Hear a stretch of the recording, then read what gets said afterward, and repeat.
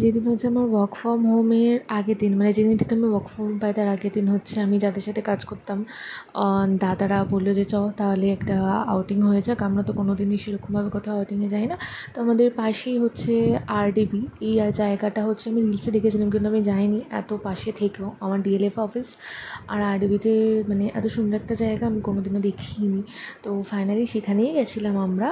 আর আমরা হচ্ছে আমাদের এক্স ম্যানেজার সুশান্ত স্যার, যার সাথে আমাদের খুব ভালো বন্ডিং, তাকেও আমরা ডেকে নিয়েছিলাম কারণ স্যারের অফিস হচ্ছে সেখানেই এখন।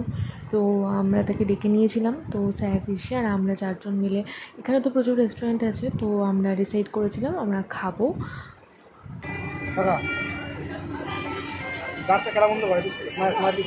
আচ্ছা, ক্যালেন্ডারটা বন্ধ করে দাঁড়টা।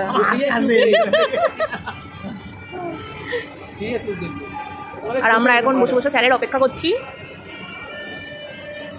হয়েছে তোমাদের ফটোশুট? দেখি কেমন হয়েছে। এটা কি?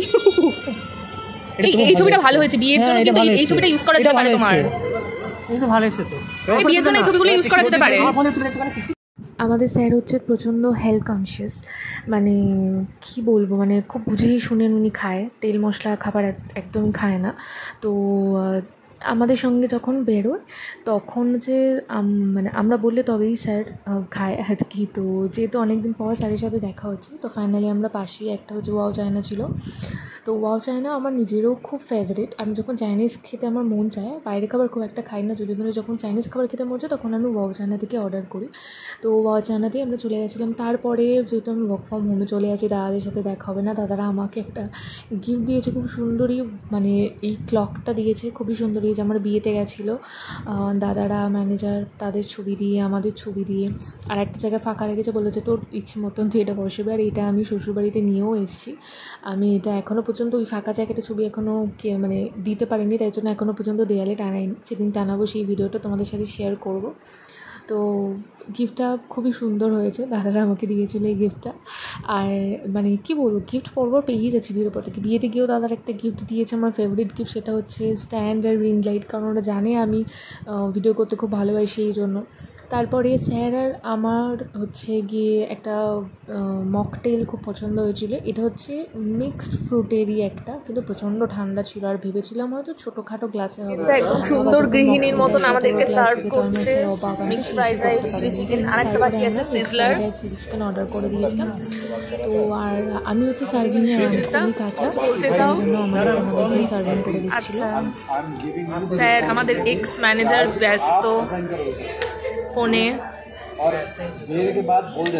স্যার আমাদেরকে ভুলে গেছে একদম। আচ্ছা আচ্ছা আচ্ছা, সিজলার আছে, সিজলার আসবে। আচ্ছা, কত আছে স্পুন? Good food. খাওয়া উচিত না, এটা খেলে খারাপ খাবারটা খাওয়া কোনটা অ্যালকোহল।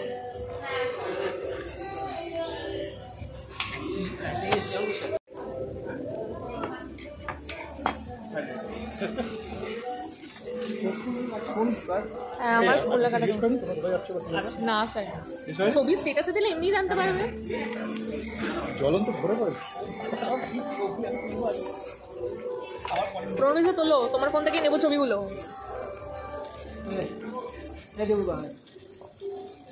আমি কোথায়, আমি কোন দিকে মুন্ডু ঘোরাবো?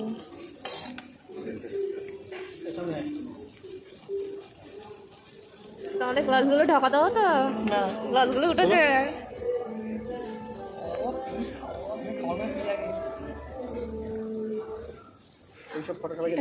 খাবার তোলো, তোমার ছবিটা তোমার ফোন থেকে হেভি উঠবে, তোমার ফোন থেকে এটা। তুই পারবি না, আমরা 4 জন একটা ছবি তুলবো। হ্যাঁ,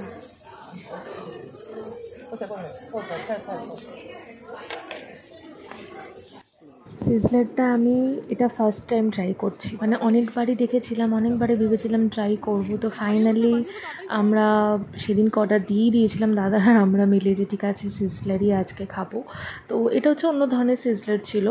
আর তবে আমার একটা গোটা মুরগির যে সিজলার হয় না, সেটা খাওয়ার আমার ভীষণ ইচ্ছে। দেখি কবে খেতে পারি, যদিও এখন বাইরের খাবার আমার খাওয়া বন্ধ। তো দেখা যাক, আবার যখন আমি ঠিক হব তখন আমি নিশ্চয়ই ট্রাই করব। আমরা তো কবিয়ে খাচ্ছিলাম, আর ওদিক থেকে সুরজিৎ কোন সময় যে ভিডিও করেছে আমি নিজেও জানি না। তো যাই হোক, এটা ছিল আমাদের গ্রুপের ছোট্ট একটা আউটিং আর খাওয়া দাওয়ার পর্ব। এগুলোকে আমি এখন খুব মিস করি। টাটা।